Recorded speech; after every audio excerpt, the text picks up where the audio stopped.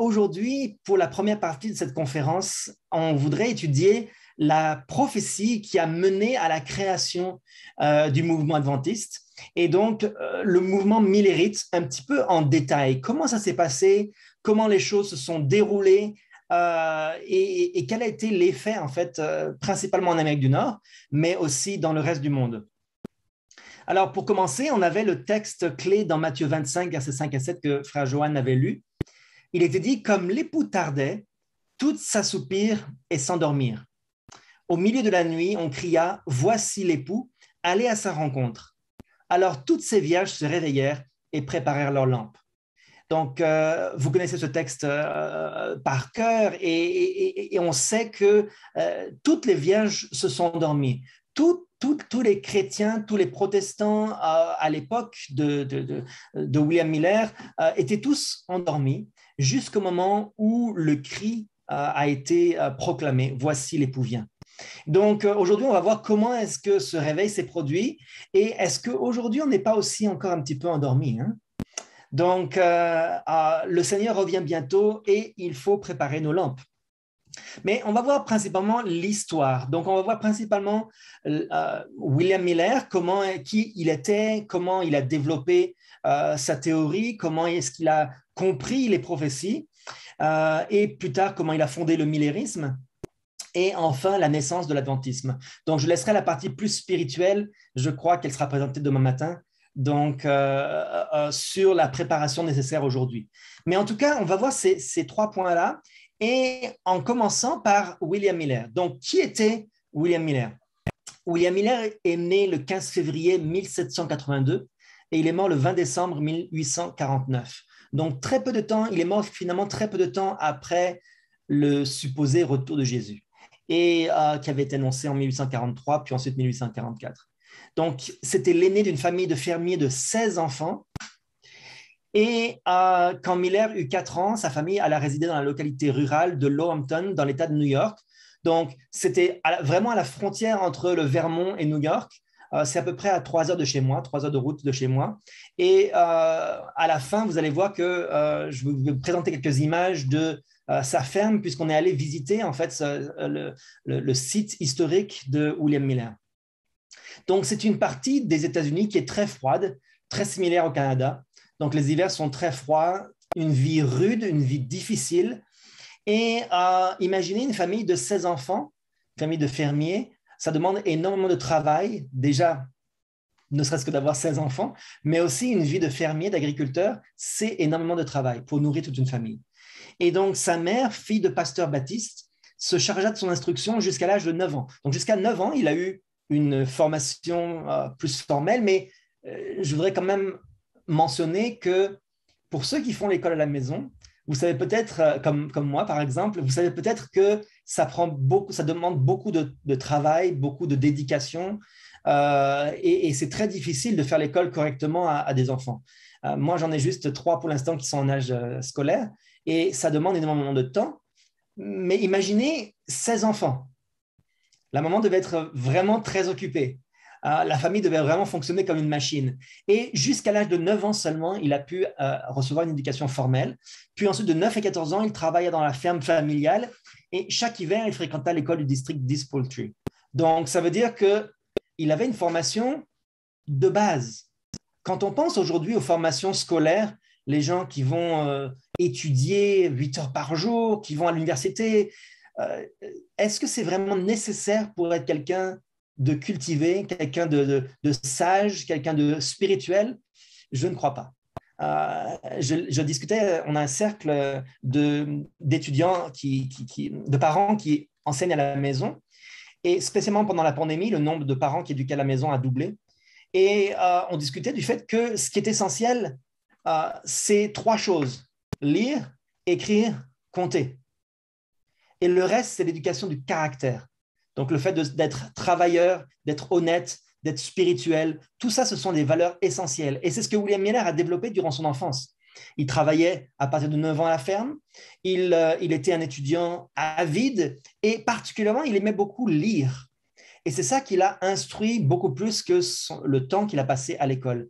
Donc, j'encourage tous ceux qui qui pensent qu'ils ne sont pas compétents pour instruire leurs enfants, tous ceux qui ne sont pas capables de se rappeler de l'expérience de William Miller avec sa famille et sa mère qui était mère de 16 enfants et penser à ce qu'il est possible de faire alors qu'on a souvent 1, 2, 3, 4 enfants au maximum de nos jours. C'est tout à fait possible. Donc, je vous encourage à y penser. Donc, William Miller, durant sa jeunesse, il était un lecteur avide. Donc, il aimait énormément lire. Et le juge James Whitterell et Matthew Leon, qui était un membre du Congrès, qui résidait à Fairhaven dans le Vermont. Donc, je vous avais dit qu'il était juste à la frontière, mais littéralement à la frontière. C'est-à-dire qu'il pouvait marcher à travers la frontière entre New York et le Vermont. Ainsi qu'Alexander Cruikshanks de Whitehall, dans l'État de New York, lui permirent d'avoir accès aux livres de leur bibliothèque privée, notamment aux livres d'histoire. Et durant son adolescence, Miller fréquenta des jeunes déistes, estimant que la Bible était un livre démodé. Donc, je vous rappelle qu'il a grandi comme baptiste. Sa mère était fille de pasteur baptiste. Il allait à l'église tous les dimanches.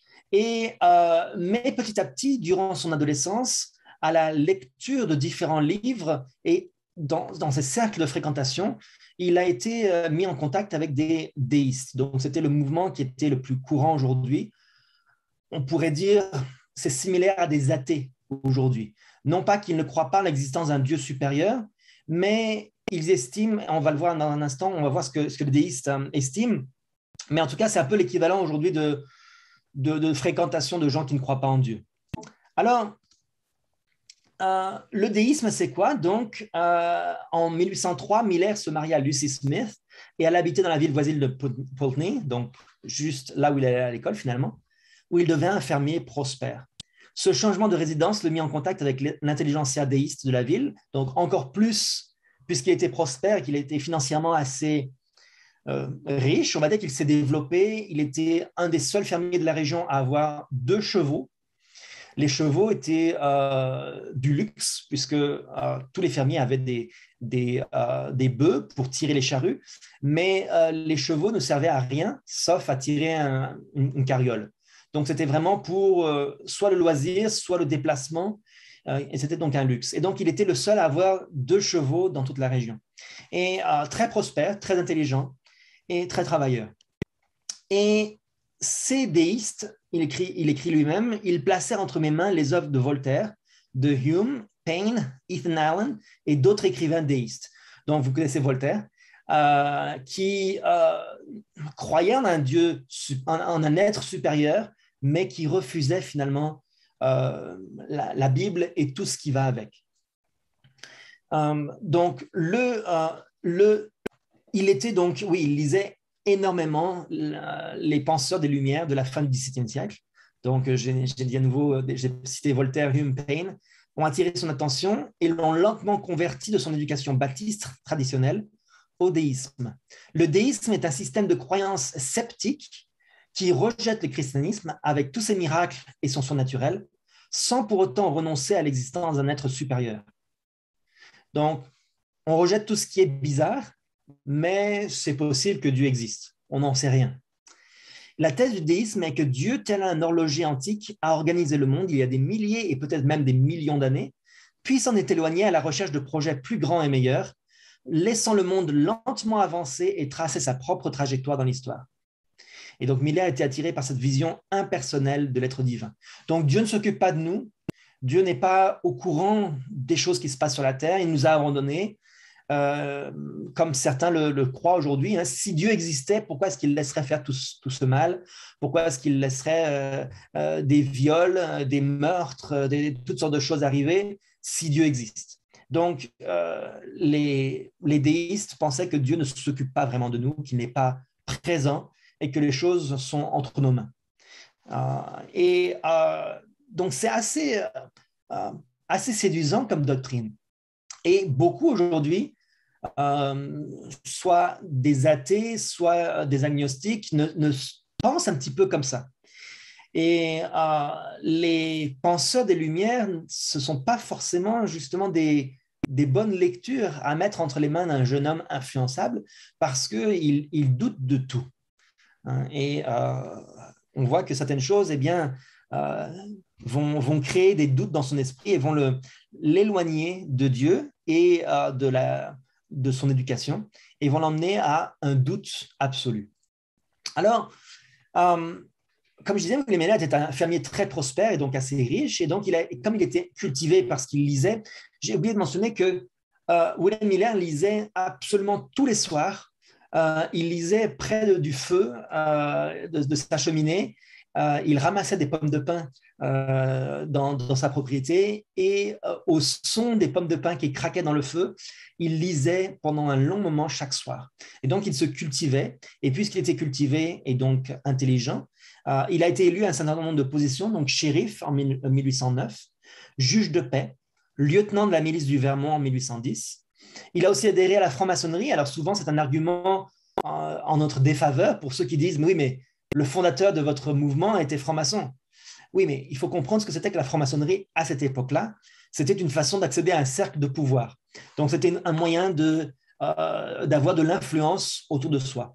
Et les niveaux inférieurs de la franc-maçonnerie n'étaient pas du tout aussi, comment dire, aussi terribles que ce que c'est aujourd'hui. C'était très courant, la franc-maçonnerie à cette époque-là, même si c'était une mauvaise chose, on est d'accord. Et donc, quand la guerre de 1812 a éclaté contre la Grande-Bretagne, il fut promu au grade de capitaine de milice. Et vers la fin du conflit en 1815, il devint capitaine d'armée régulière. Alors, qu'est-ce que c'est que la guerre avec la Grande-Bretagne?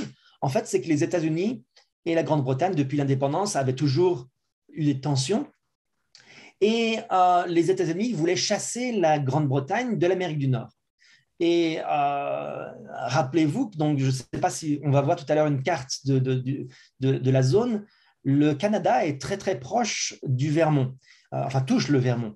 Et donc c'était une menace constante pour ces habitants-là du nord de l'État d'avoir une invasion anglaise. Et donc les États-Unis, pour des raisons politiques, ont décidé de conquérir le Canada et d'attaquer donc le Canada et de chasser les Anglais hors de l'Amérique du Nord. Et donc, c'est les États-Unis qui ont attaqué le Canada.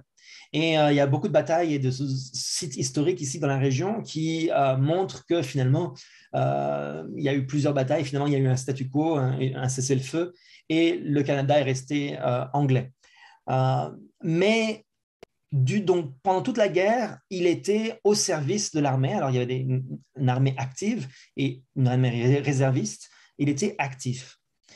Et à la diapositive suivante, on voit, voilà, tout à fait, on voit la carte donc, de la zone. Donc, vous voyez l'État de New York avec la ville de New York tout en bas et tout en haut, l'État de New York s'étend de la région donc, du lac Ontario, qui est maintenant la région de Toronto, jusqu'à Montréal. Je ne sais pas si vous voyez sur la carte, qui était dans la région, était appelé le Bas-Canada à cette époque-là. Et voilà, si vous voyez la flèche rouge, c'est là où habitait William Miller. Donc, ils étaient la ligne de front de l'attaque lors de l'attaque du Canada. Il faut comprendre que le Canada, à cette époque-là, était beaucoup moins habité que les États-Unis. Et il y avait principalement des forts qui défendaient les frontières, mais très, très peu d'habitants dans le Haut-Canada, très, très peu. Et dans le Bas-Canada, il y en avait un petit peu plus du côté de Halifax, donc l'océan Atlantique. Et donc, William Miller est actif durant la guerre. Rappelez-vous qu'il n'est plus chrétien. Et il va donc avoir une expérience durant la guerre qui va l'amener à se convertir. Donc, pourquoi? Parce que la guerre va ébranler les certitudes déistes de William Miller sur la bonté inhérente de l'homme et sur la mort comme une fin ultime. Donc, les déistes pensaient que l'homme est naturellement bon, c'est pour ça que tout continue correctement, et que la mort termine tout. Et il va voir des gens qui meurent autour de lui, en particulier des soldats, des camarades, des membres de famille qui vont mourir à ses côtés. À un moment donné, il y a même un obus qui va exploser, qui va se fragmenter à 2 pieds de sa tête. Donc 2 pieds, c'est moins d'1 mètre de sa tête. Et ses 2 amis vont mourir et lui va en sortir indemne. Il n'a absolument rien. Et donc il se dit, il y a une raison là derrière tout ça. Et donc ça va le convaincre que, premièrement, l'homme n'est pas naturellement bon et lui poser la question de la mort. On ne pense pas à la mort sauf quand on y est confronté. Et donc, dès le début du conflit, son père et une de ses sœurs furent des victimes civiles. Et contre toute attente, l'armée anglaise de 15 000 soldats expérimentés, dont des vétérans de la bataille de Waterloo contre Napoléon, donc, qui étaient des soldats vraiment expérimentés, subit une défaite inattendue contre la petite armée de 1500 soldats et 4000 volontaires américains à la bataille de Plattsburgh. Et donc Miller, il voit un signe de la providence. C'était pour lui l'œuvre d'une puissance plus forte que celle de l'homme. Donc il se dit c'était impossible. Il était capitaine, il dirigeait cette attaque avec d'autres. Et 5500 soldats inexpérimentés contre 15 000 soldats expérimentés, normalement, ça ne fait pas le poids. Et donc il voit vraiment une intervention divine et il se dit c'est un miracle. C'est un miracle.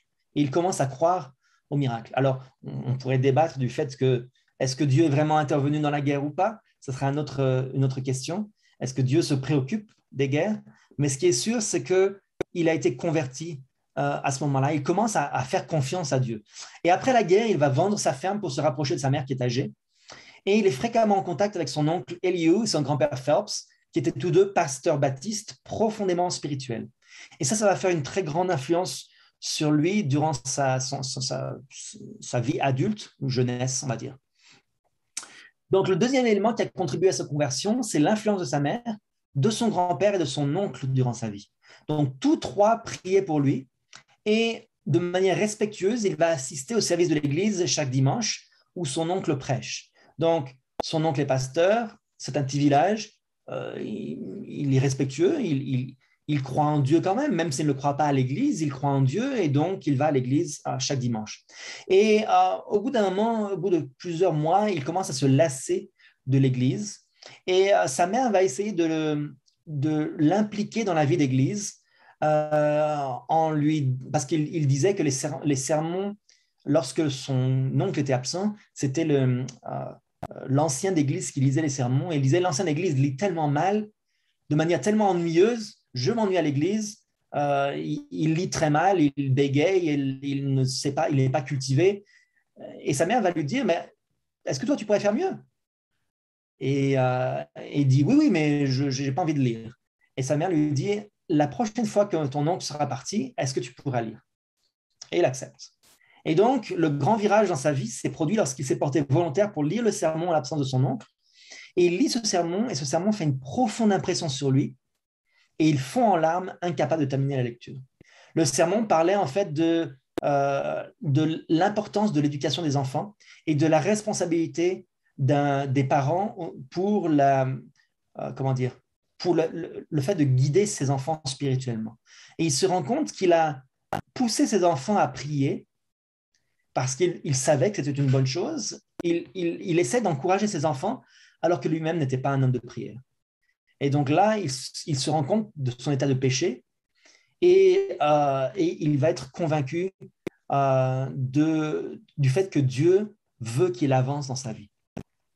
Et donc, désespéré par ses péchés, William Miller rentra chez lui avec un cœur qui aspirait à un sauveur, quelqu'un sur qui il pourrait s'appuyer pour trouver de l'aide et de la force.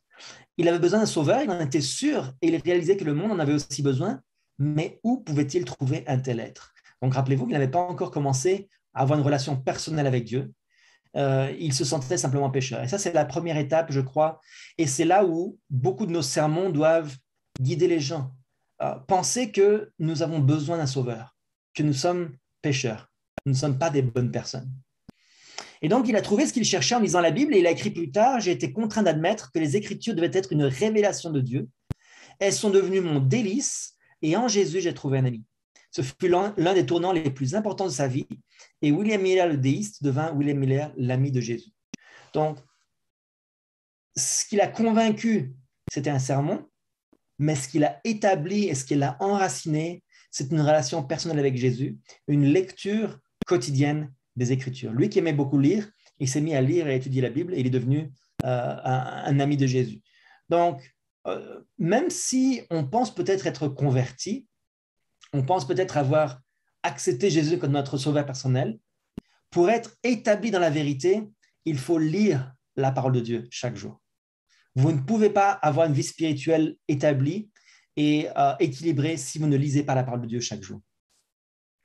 Alors, donc, de fermier à prédicateur, alors là, c'est une histoire que j'aime beaucoup raconter parce que elle m'avait été racontée lorsque j'étais assez jeune et je m'en souviens toujours. Donc, c'était William Miller, rappelez-vous, il était donc maintenant dans sa maison. Je crois que sa mère était décédée à ce moment-là déjà. Et il avait plusieurs enfants et il se levait de bon matin et c'était la routine matinale. Et donc, ils étaient en train de manger le petit déjeuner et il entend un coup sec qui frappe à la porte. Donc, c'est assez étrange le matin, tôt le matin. Alors, il se dirige vers la porte et qui est-ce qu'il voit? C'est son neveu, donc qui s'appelait Irving. Et il dit à son neveu, mais qu'est-ce que tu fais ici un samedi matin si tôt? Pourquoi est-ce que tu es là? Et son neveu lui dit, je suis venu te donner un message de la part de papa, de mon père, donc son oncle. Et il dit son message et son frère, pardon, le frère de William Miller. Et donc, ce message doit être très important pour être venu si tôt ce matin, mais il lui dit, mais tiens, prends une chaise, assieds-toi, mange avec nous. Et Irving dit, non, non, non, avant de m'asseoir, je dois te donner ce message, il est très important. Alors, William Miller dit, vas-y, parle, et toute la famille était là, ils attendaient avec impatience de savoir ce qui était dit. Eh bien, Irving dit, le prédicateur, donc mon père, le prédicateur, est tombé malade. Il ne pourra pas prêcher à l'église demain matin, donc dimanche matin. Et il m'a envoyé demander si vous voudriez prêcher sur les sujets que vous avez développés, les sujets que vous avez étudiés ces derniers temps. Alors là, William Miller est surpris. Il a fait une pause et Irving précise les sujets importants que vous étudiez maintenant, c'est-à-dire les prophéties qui parlent de la seconde venue de Jésus. Et là, William Miller ne répond pas. Et il ouvre la porte, il la laisse fermer derrière lui en claquant et il s'en va. Et personne ne comprend. Les enfants regardent leur mère et disent « Mais qu'est-ce qu'il a, papa? Qu'est-ce qui se passe ?» Et ils regardent tous William Miller monter sur la colline et jusqu'à une petite érablière qui était derrière la maison. Et une fois là, ils le voient marcher, tourner en rond, gesticuler, lever les bras en l'air, regarder au ciel. Ils disent « Mais qu'est-ce qui se passe avec papa ?» Et la femme de William Miller va rassurer les enfants en leur disant « Ne vous en faites pas, Dieu prend soin en fait de votre père, il a juste besoin de parler à Dieu. » Et en fait, ce qui s'est passé, c'est que 13 ans avant ce fameux samedi matin d'août 1833, William Miller avait été touché par une profonde conviction. Donc, depuis sa conversion, depuis la fin de la guerre, il avait étudié sa Bible, il avait pris une Bible et une concordance. Aujourd'hui, on a tous les outils qu'il nous faut pour étudier la Bible, mais seulement une Bible et une concordance. Et il avait méticuleusement parcouru toute la Bible, verset par verset. Au départ, son objectif était de prouver que la Bible était cohérente et qu'elle pouvait résister à la critique déiste. Et finalement, donc, lorsqu'il est arrivé au livre de Daniel, il a été complètement fasciné par ce qu'il a trouvé et très vite, il a étudié les prophéties de Daniel 7, 8 et 9 avec un intense intérêt. Donc, il a trouvé que ces passages étaient plus difficiles à comprendre, plus obscurs, plus compliqués. Il a décidé de se prendre au jeu et d'étudier ces prophéties-là. Peut-être que vous êtes déjà tombé sur des versets compliqués, peut-être dans Ézéchiel, dans Daniel, des choses un peu compliquées, et vous êtes dit, oh, c'est trop compliqué, je n'ai pas le temps, je n'ai pas envie, je vais écouter ce que mes pasteurs ont à dire à propos de ces sujets-là, et moi, ça ne m'intéresse pas. Mais non, William Miller a pris le challenge et il a décidé d'étudier et d'être convaincu pour lui-même. Il n'avait aucun intérêt à part satisfaire sa curiosité personnelle. Et donc, sur la base de ces études, en particulier l'étude de Daniel 8, verset 14, William Miller conclut que Jésus reviendrait sur Terre en 1843. Et donc, il est en train d'étudier ces sujets-là, mais il n'en a parlé absolument à personne jusqu'à présent. Et il était content de continuer ainsi dans un modeste anonymat, mais Dieu avait d'autres plans pour lui. Il était profondément convaincu qu'il devrait prêcher publiquement les messages qui lui avaient été donnés, mais la peur du ridicule le faisait fuir l'appel tandis que la voix de sa conscience ne pouvait être réduite au silence. Et finalement, exaspéré, donc parce que le Saint-Esprit lui parlait, il disait, tu dois le dire, tu dois le dire, tu dois dire aux autres ce que tu as compris. Et donc finalement, il a conclu un marché avec Dieu un samedi matin d'août 1833. Il a promis que si quelqu'un lui demandait de prêcher, il irait. Donc il était allé ce samedi matin, avant le petit déjeuner, il était allé prier dans l'érablière qui était derrière chez lui. C'était là où il avait l'habitude de prier. Et il avait dit à Dieu, finalement, je vais prier, je vais le dire aux autres si quelqu'un me le demande de prêcher. Mais personne ne lui avait jamais demandé de prêcher, il n'était pas pasteur, au contraire, il était un homme de loi, un militaire, on va dire. Ce n'est pas quelqu'un qui était prédicateur. Et donc, quelqu'un vient frapper à sa porte ce samedi matin-là. Donc, les chances que quelqu'un demande à un vieux fermier de la Nouvelle-Angleterre, à cette époque-là, il était déjà vieux maintenant, donc quelqu'un lui demande de prêcher sur les prophéties de Daniel et la seconde venue de Jésus, semblait suffisamment farfelu pour qu'il se sente en sécurité. Mais une demi-heure plus tard, Irving se présente sur le pas de sa porte avec une telle invitation. Et en outre, il lui aurait fallu plus d'une demi-heure pour se rendre à la ferme des Miller, ce qui signifie qu'Irving avait quitté la maison avec son invitation avant même que Miller n'ait commencé à prier. Donc c'est là où il se rend compte que Dieu avait tout prévu et que c'était en fait un piège. Il s'était empiégé lui-même en demandant à Dieu, en négociant avec Dieu, parce que Dieu est capable de tout. Et donc, finalement, il va remplir sa promesse. C'est un homme d'honneur, il va remplir sa promesse et il va commencer à prêcher. C'est à partir de ce moment-là qu'on rentre dans le millérisme. Donc, le millérisme, c'est le moment où il commence à répandre cette connaissance-là. Donc, le lendemain, Miller prêcha au domicile des Guilford, à Dresde, devant une salle comble. Puis, il commença à prêcher en Nouvelle-Angleterre devant des foules modestes. Donc, dans la Nouvelle-Angleterre, c'est la région, les anciennes colonies, depuis le Maine, Vermont, New York et les petits États qui sont aux alentours. Et New Hampshire, et puis j'en oublie, Massachusetts, etc. Et donc, il commence à prêcher de manière locale dans des petites églises. On va voir plus tard, à la fin du PowerPoint, vous allez voir l'église où il prêchait, c'était des petites églises. Mais Dieu avait de plus grands projets pour le fermier Miller. Et donc, il va mettre Miller en contact avec Joshua Himes, donc, qui est un homme à tout faire et un publiciste extraordinaire. Donc, Himes va en fait écouter un de ses sermons et il va l'inviter à Boston, à prêcher à Boston, parce que Himes était le pasteur de l'église de Boston, la plus grande église à Boston. Et donc, Himes va faire décoller la carrière de prédicateur de Miller et il va commencer à publier ses œuvres. Donc, en 1833, il va rencontrer William Miller et il va l'inviter dans toutes sortes d'églises. Il va même dire qu'il veut que William Miller soit connu et que ce message soit connu dans tous les États-Unis et dans le monde. Et il va vraiment s'y atteler. C'était quelqu'un qui était extraordinairement actif et efficace. On va dire un petit peu excité, tandis que William Miller était plus calme. Et c'est un peu comme avec, comment dire, au moment du protestantisme, quand il faut deux personnes, toujours une calme et une plus excitée. Donc, c'est un petit peu ce qui s'est passé. Et donc, Himes va faire décoller la carrière de prédicateur de Miller. Il va commencer à publier ses œuvres. Donc, 2 mois plus tard, il commence à publier ses premiers livres. Et c'est lui qui paye pour que les livres soient imprimés et c'est lui qui les distribue.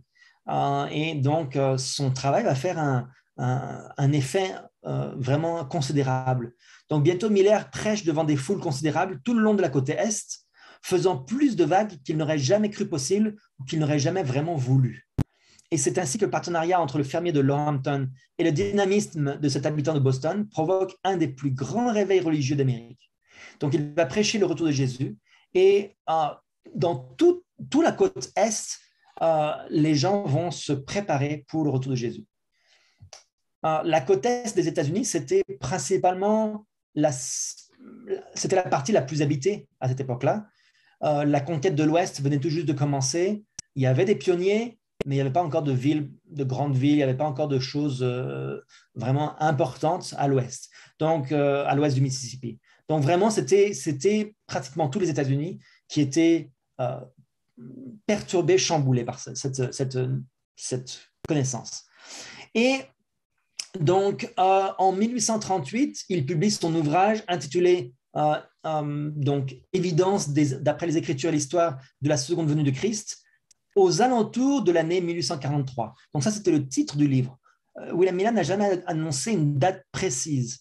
Il a toujours dit aux alentours de l'année 1843. Et quand les gens lui demandaient des précisions, il disait, je pense, selon le calendrier juif, que c'est entre mars 1843 et mars 1844.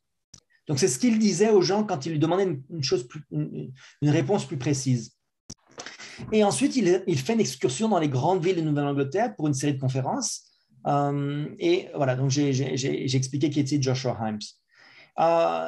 Donc, il a en fait donné des outils à William Miller. Il a imprimé ses livres, il a créé des tableaux illustrés qui illustraient les calculs et les prophéties. Et grâce à ces illustrations qui étaient répandues d'église en église, elle faisait un plus grand travail même que ce que William Miller pouvait faire. Donc, chaque dimanche, les gens en parlaient. Et Joshua Himes était tellement convaincu qu'il a acheté la plus grande tente du pays pour ses réunions et qu'il a commencé à éditer 2 journaux, Midnight Cry à New York et Signs of the Times à Boston. Donc, vous voyez qu'on a besoin de différents talents pour proclamer la parole de Dieu. Ce n'est pas tout le monde qui est capable de prêcher, ce n'est pas tout le monde qui est capable d'avoir les fonds pour créer 2 journaux et acheter une immense tente et publier des livres. Mais chacun va être actif à son niveau pour créer un immense réveil. Et donc, c'est effectivement ce qui se passe. Alors, finalement, William Miller n'est pas un prédicateur et les gens le reçoivent pour son message, mais certains émettent des doutes. Et donc, en 1832, Miller va publier une série de 8 articles dans le Vermont Telegraph, qui est un journal baptiste.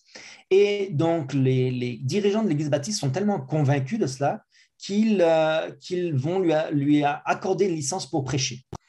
Et à la fin de l'année 1834, il consacre tout son temps à la prédication.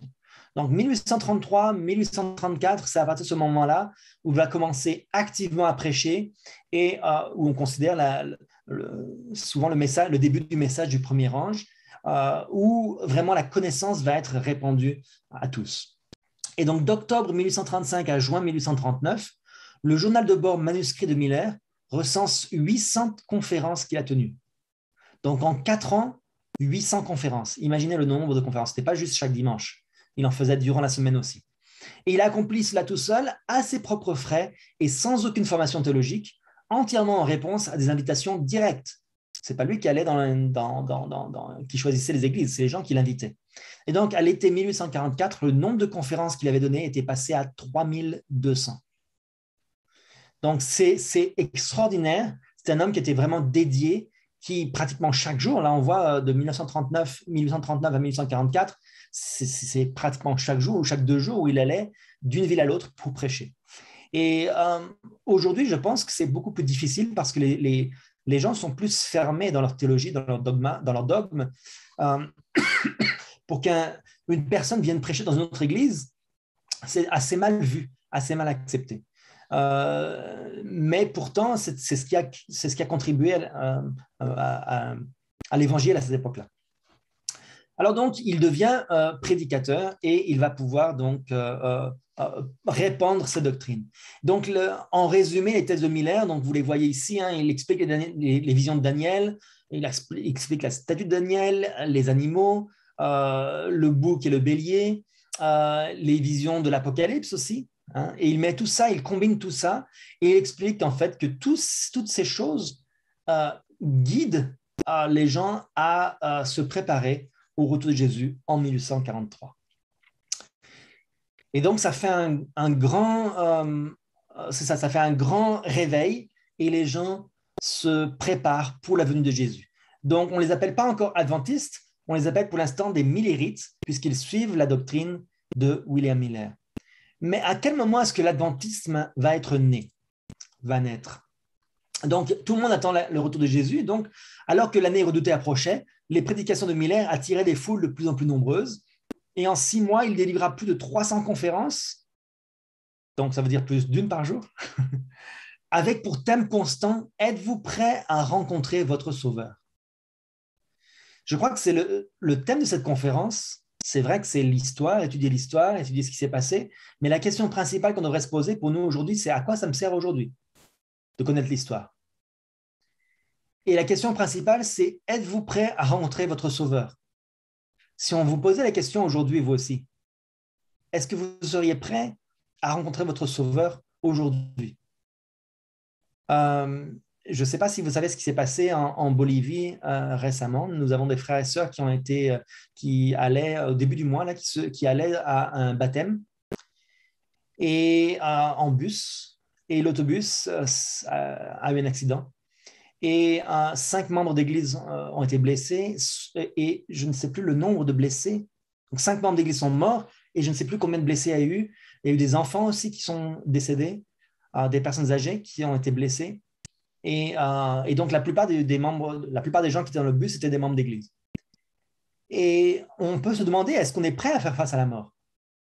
Est-ce qu'on est prêt à rencontrer notre Sauveur, soit par la mort, soit par la venue glorieuse de Jésus? Il est temps d'ailleurs qu'il revienne, ne croyez pas? Avec tout le renforcement des règles sanitaires, le renforcement de la puissance des gouvernements contre nous, on sait que bientôt, ils vont utiliser ces mêmes outils contre les observateurs du sabbat.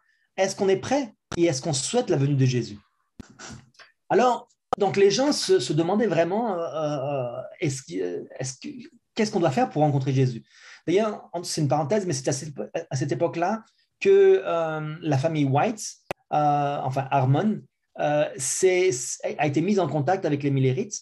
Et c'est à ce moment-là que Ellen White, qui était toute jeune, Sœur White, a pris conscience que Jésus revenait. Et elle a partagé ça avec sa famille, les membres de sa famille et les membres de son église. Ce sera un autre sujet peut-être, mais en tout cas, c'est ça qui l'a fait venir au futur mouvement adventiste. Et donc, des foules de citoyens en colère tentèrent d'interrompre certaines de ces réunions. Miller lui-même fut bombardé d'œufs et de légumes pourris, mais les foules grossissaient et le nombre de convertis augmentait. Plus de 50 000 personnes croyaient en Miller et jusqu'à 1 million d'autres étaient curieux et dans l'expectative. Il faut mettre ça dans le contexte de l'époque. Le nombre d'habitants à l'époque n'était pas aussi grand qu'aujourd'hui.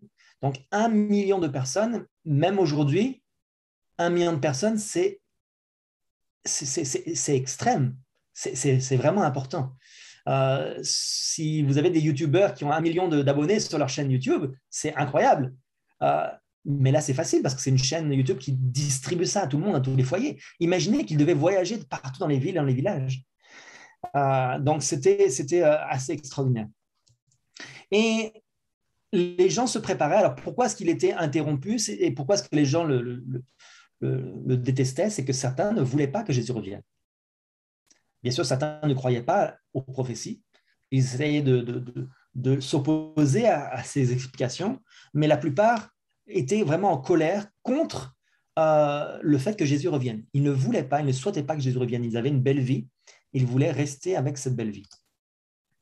Alors, donc, William Miller n'avait jamais utilisé de date exacte. Il utilisait la formule générale environ l'année 1843.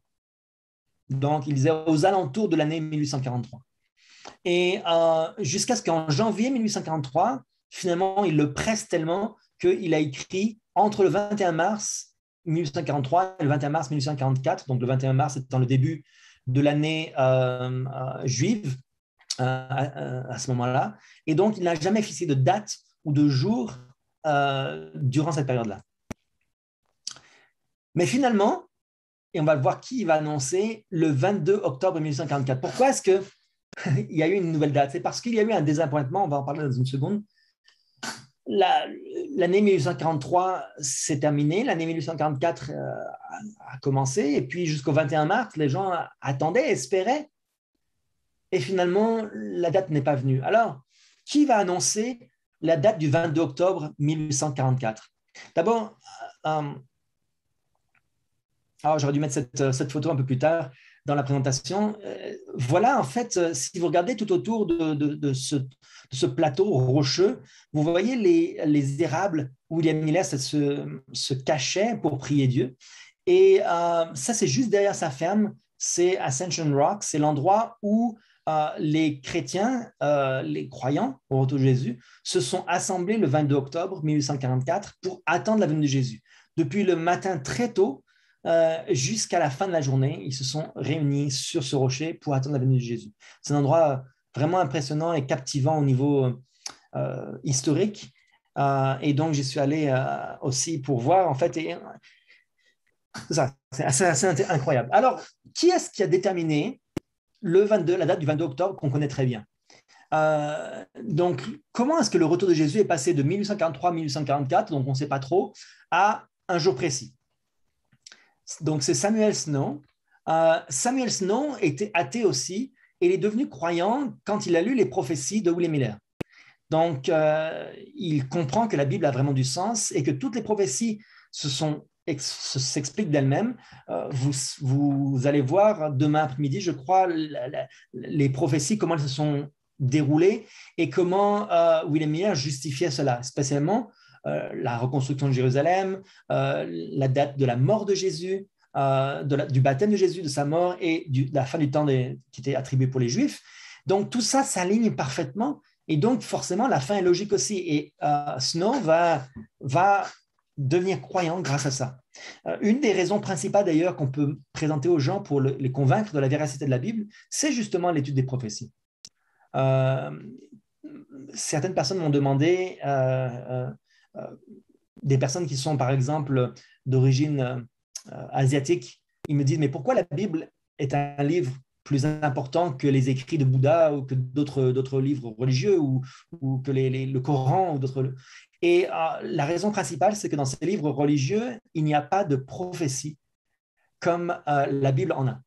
La Bible a des prophéties qui s'accomplissent, qui ont été accomplies dans le passé et qui se sont accomplies, qui sont une des preuves de la véracité donc, de ce livre. Et donc, après le désappointement de 1843, puis du printemps 1844, donc déjà à la fin de 1843, certains ont commencé à quitter. Et puis le 21 mars 1844, eh bien, la plus grande partie ont quitté. Alors, Snow a dit, mais c'est pas possible, il y a quelque chose qui ne va pas. Et donc, il a commencé à se pencher sur l'étude des prophéties qui annonçaient le retour de Jésus. Et il a conclu que Jésus reviendrait le jour des expiations de l'année 1844, qui tombait le 10e jour du 7e mois juif, soit le 22 octobre de cette année-là. Donc, pour ça, il a utilisé le calendrier karaïte. Alors, ce serait une explication un peu plus complexe, comment est-ce qu'il a fait, mais c'est là qu'il a compris. Donc, ce serait le 22 octobre 1844. Et donc, ça a donné un nouvel espoir aux chrétiens, aux croyants. Et donc, le 15 août, lors d'une réunion à Exeter, New Hampshire, il a annoncé ses recherches.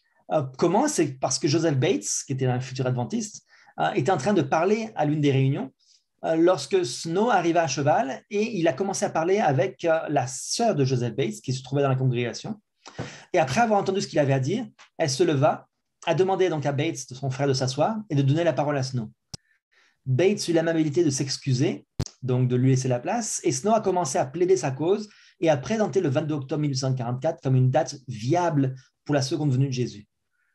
Alors, tous ces gens-là qui avaient été, rappelez-vous, ils avaient été désappointés. Beaucoup avaient quitté le mouvement millérite. Beaucoup s'étaient moqués d'eux. Et à ce moment-là, ils disent « Ah, mais c'est vrai, on s'est trompé. » Et Snow va vraiment expliquer les raisons pour lesquelles ils se sont trompés sur la date. Et c'est effectivement de manière plus précise. Donc, il expliquait que la comparaison avec le sanctuaire juif et ce que c'était que la purification du sanctuaire, donc le jour des expiations, et la relation pratique donc, de cela. Et donc, tout le monde était fasciné par cette explication-là. Et donc, quelques jours plus tard, Snow va publier un résumé de ses arguments dans un document de 4 pages intitulé « Le véritable cri de minuit ». Et Joseph Bates va accepter la vérité apportée par Samuel Snow à ce moment-là.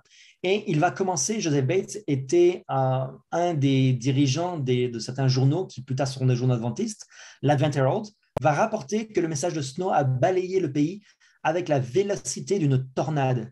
Il déclencha tout un mouvement, le mouvement du 7e mois, qui aboutit à la conclusion et à la conviction que Jésus reviendrait le 22 octobre 1844. Donc, ça s'est répandu encore plus rapidement que le message de William Miller. Vraiment, tous les États-Unis, très rapidement, depuis août jusqu'à octobre, tous les États-Unis ont eu à nouveau un souffle d'espoir. Et donc, malheureusement, le 22 octobre 1844 est passé Et William Miller n'était pas convaincu de cette date-là. Il l'a accepté quelques semaines avant la date fatidique parce qu'il ne savait pas. Il disait peut-être que quelqu'un a plus de connaissances que moi, mais il n'était pas sûr de cette date-là. Mais en tout cas, la plupart des gens ont été déçus quand la date est passée et que rien ne s'est passé. Alors, finalement, tous ces chrétiens qui ont été déçus, qui attendaient sur ce rocher, qui attendaient la venue de Jésus, ont été vraiment horriblement désappointés. Alors, il y a beaucoup de textes de l'Esprit prophétique que j'aurais pu citer sur le désappointement, mais je voulais vous raconter plus une histoire. Et vous parlez de la vision d'Hiram Edson dans un champ de maïs. Vous l'avez probablement déjà entendu parler. Donc, Hiram Edson, dès le 23 octobre 1844, donc le lendemain, au cours d'une séance de prière avec un groupe de croyants, Hiram Edson reçoit une vision, il reçoit la conviction que la lumière leur serait donnée et que leur déception serait expliquée. Ils se rendent compte qu'ils se sont trompés quelque part et il dit, mais Dieu va nous le révéler. Et donc, il a commencé ce même jour à étudier le sujet avec O.R.L. Crozier et frère Han. Et cet après-midi-là, il se rend donc dans une autre ferme et il traverse un champ de maïs. Et au moment où il traverse un champ de maïs, donc on voit sur l'image précédente, au moment où il traverse ce champ de maïs, il s'arrête et il reçoit en fait une vision du sanctuaire dans le ciel. Et à ce moment-là, il ne comprend pas, mais il se dit, le Seigneur a dû nous donner une réponse. Et donc, il va commencer à étudier avec O.R.L. Crozier donc, et Anne, et ils vont arriver à la conclusion que l'hypothèse de Miller selon laquelle le sanctuaire représentait la terre était erronée. Et je ne sais pas pourquoi ils ont conclu cela, mais à cette époque-là, c'était logique parce que tous les chrétiens pensaient que la terre était le sanctuaire de Dieu. Et puisque nous allons habiter sur la terre éternellement, etc. Et donc, ils se sont rendus compte que ce n'était pas la terre, mais le sanctuaire était dans le ciel. Et donc, la date du 22 octobre ne marquait pas la seconde venue de Christ, mais plutôt un événement céleste. Et donc, leurs interprétations ont été publiées au début de 1845 dans le journal Day Dawn. Donc, c'est ça. Donc, pourquoi est-ce qu'on croit qu'il y a un sanctuaire céleste? Dans Hébreux 8, versets 1 à 2, il dit le point capital de ce qui vient d'être dit, c'est que nous avons un tel souverain sacrificateur qui s'est assis à la droite du trône de la majesté divine dans les cieux, comme ministre du sanctuaire et du véritable tabernacle qui a été dressé par le Seigneur et non par un homme. Donc, peut-être pour certains d'entre nous, c'est logique, le sanctuaire, mais oui, bien sûr, le sanctuaire dans le ciel. Mais c'est quelque chose qui est très propre aux adventistes, de croire qu'effectivement, le sanctuaire céleste a été purifié et non pas la terre comme certains le pensaient. Donc les dates étaient véritablement exactes, mais l'événement n'était pas le bon.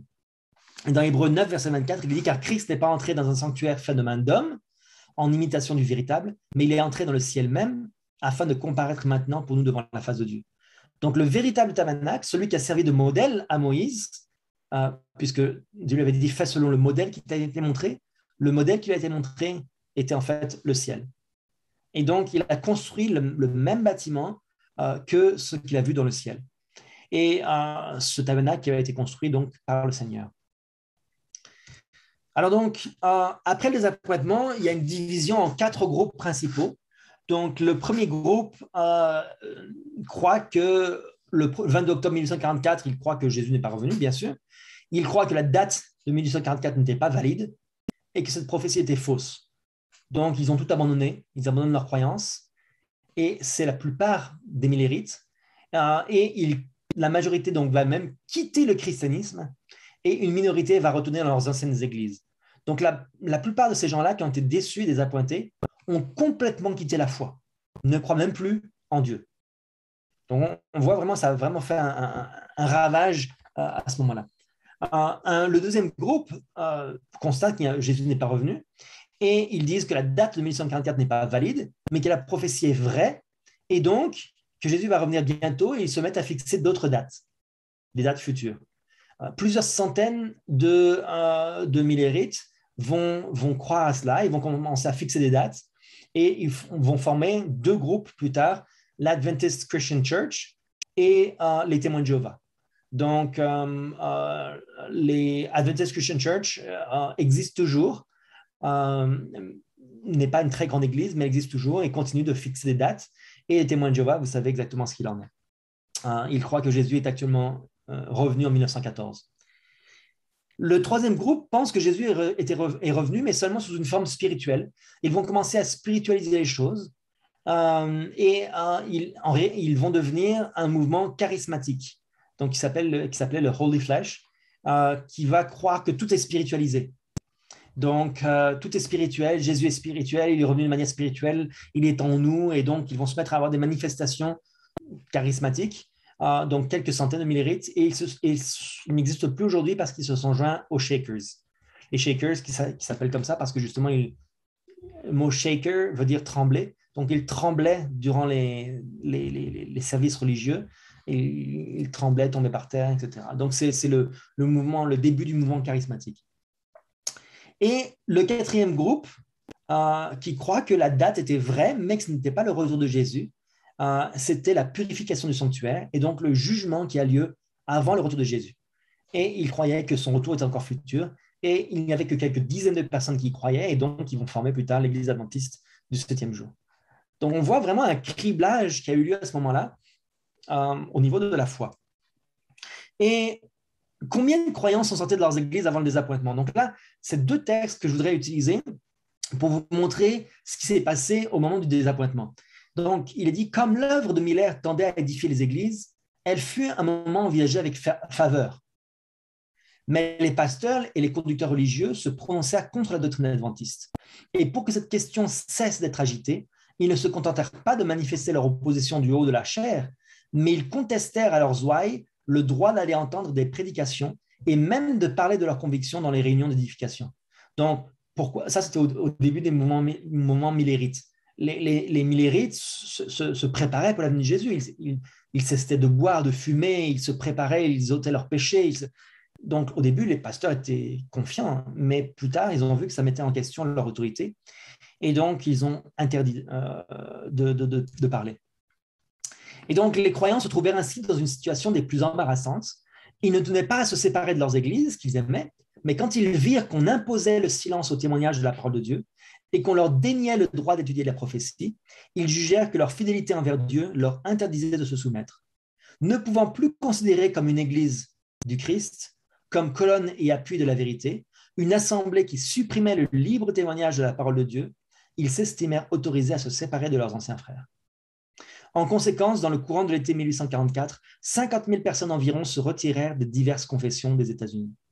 Donc, le fait qu'on interdise quelque chose, alors que Dieu spécifiquement nous dit de vérifier, comme les Béréens, de vérifier si une doctrine vient de Dieu ou pas, ça leur semblait absurde et petit à petit, ça les a éloignés de leurs églises d'origine jusqu'au moment où ils ont mis un terme à leur lien. Donc, quand quelqu'un nous dit « Mais pourquoi vous sortez de vos églises ?» Par exemple, un adventiste qui veut devenir membre de la Réforme, et les gens disent « Mais ne sortez pas de l'église, vous pouvez être réformé dans votre église. » Oui, mais à un moment donné, la foi sépare. La foi est comme une épée à double tranchant et elle tranche. Et lorsqu'une personne prend une position, au bout d'un moment, elle se sent de plus en plus éloignée avec ses anciens frères et ils s'estimèrent autorisés à se séparer de leurs anciens frères. Effectivement, à juste ses siens. Et donc, au courant de l'été 1844, 50 000 personnes sont sorties de leurs églises. Ils sont sortis pour aller nulle part. Il n'y avait pas d'église, il n'y avait pas d'organisation, rappelez-vous, il n'y avait pas de structure. C'était juste des gens qui croyaient au retour de Jésus. Et ils avaient toutes sortes de croyances différentes sur plein d'autres sujets. Mais c'était ça qui était le point qui les rassemblait. Alors, combien sont restés après le désappointement? Donc, on a un texte de l'Esprit de prophétie en anglais dans les témoignages volume 1 qui nous parle de 1846.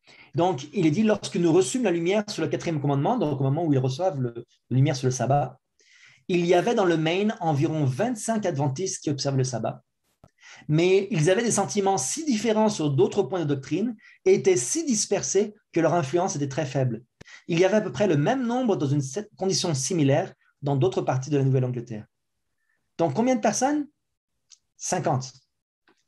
Donc, si on voit juste avant, il y avait 50 000 et juste après, 50 qui restent, 2 ans plus tard.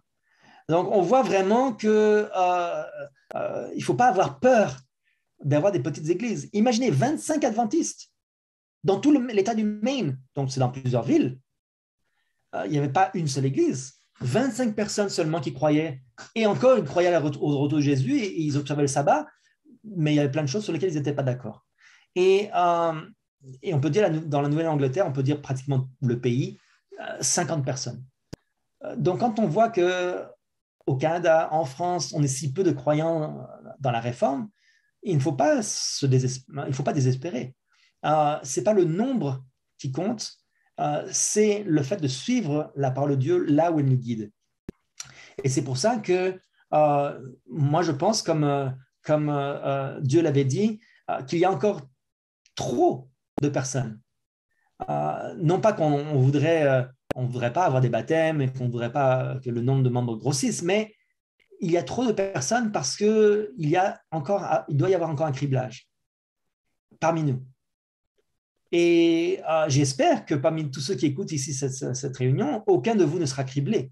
Aucun de nous ne sera criblé. Mais il est possible que ceux qui ne soient pas sincères puissent être criblés. Donc, un nombre très, très petit sont restés. Alors justement, à propos du sabbat, et c'est pour terminer, comment est-ce que les adventistes finalement sont devenus observateurs du sabbat? C'était Rachel Oakes, qui était membre de l'Église baptiste au 7e jour, qui a rejoint les millérites adventistes en emportant avec elle la connaissance du sabbat. Donc l'Église baptiste du 7e jour avait conservé la connaissance du sabbat, l'avait hérité. Alors ça serait une histoire plus longue de savoir comment eux l'avaient conservé, mais en tout cas, elle a parlé du sabbat à Frederick Wheeler. Il a étudié la Bible attentivement et il a accepté le sabbat en mars 1844, donc juste avant le désappointement. En août 1844, un pasteur millérite, Thomas Preble, qui venait de l'Église baptiste, lui aussi a accepté le sabbat. Et il vivait proche de Frederick Wheeler, et donc il est probable qu'il a connu le sabbat de cette façon-là. Et le 13 février 1845, Preble a écrit une lettre à John Pearson. Cette lettre a été publiée plus tard dans un magazine en 1845, puis dans un tract de 12 pages en mars de cette même année, qui s'intitulait « Un tract montrant que le sabbat du 7e jour doit être observé, que le 7e jour doit être observé comme le sabbat au lieu du premier jour, d'après les commandements. » Et donc, Joseph Bates va recevoir un de ces tracts, une copie de ces tracts, en avril 1845, et après l'avoir lu, il va accepter le sabbat, et il va lui-même le republier ensuite dans les journaux qui faisaient le lien entre les adventistes, les futurs adventistes. Donc, les millérites, qui étaient toujours abonnés aux journaux, recevaient les nouvelles chaque mois par ces journaux. Et donc, Joseph Bates va publier cette connaissance-là. Et la plupart des ex-millérites qui étaient restés ensemble vont accepter le sabbat. Donc, c'est ça. Donc, plus tard, il va publier donc, son premier article sur le sabbat en 1846. Et c'est cette brochure qui a convaincu James Ellen White d'accepter le sabbat à l'automne 1846. Au début, ils n'acceptèrent pas la vérité sur le sabbat. Ils estimèrent que Bates avait mal compris la Bible lorsqu'il disait que le sabbat était un jour qui devait être sanctifié et non le dimanche. Mais après avoir relu et comparé avec la Bible, ils ont finalement été convaincus du sabbat du 7e jour. Donc au début, instinctivement, par tradition, ils ont dit non, ce n'est pas possible. Mais ensuite, après avoir mis cette doctrine au test, c'est là qu'ils ont accepté. Donc, James White a déclaré que Bates a écrit et fait circuler gratuitement un petit ouvrage sur le sujet du sabbat. Et en lisant ce petit pamphlet, j'ai été établi sur le sabbat et j'ai commencé à enseigner. Et de même, Sir White a également déclaré, à l'automne 1846, nous avons commencé à observer le sabbat biblique, à l'enseigner et à le défendre. Donc, finalement, les adventistes, le point principal de l'adventisme, comme vous le voyez, ce n'est pas le sabbat. Très souvent, quelqu'un nous dit « Mais c'est quoi les adventistes? C'est quoi votre doctrine ?» Quelle est la première chose qui nous vient en tête? Le sabbat. C'est la chose principale qui nous vient en tête, parce que c'est un signe distinctif. Mais ce n'est pas l'élément principal et ça ne l'a jamais été. l'élément principal était le retour de Jésus, la préparation pour le retour de Jésus. Le fait qu'on est pécheur, qu'on a besoin d'un sauveur et que notre sauveur vient bientôt pour nous chercher. Donc, en conclusion, je voudrais vous montrer certaines images de la petite église de William Miller que nous sommes allés visiter en mai 2016. Donc, une toute petite église, un maximum de 30-35 personnes peuvent rentrer dedans, peut-être 40 personnes peuvent rentrer dedans. Mais c'est fascinant de voir à quel point les gens étaient sincères et honnêtes à cette époque-là et comment ils étaient fervents. Cette chapelle, c'est William Miller lui-même qui l'a construite de ses propres mains alors qu'il était âgé et qu'il est mort quelques années plus tard. Donc, c'est assez intéressant.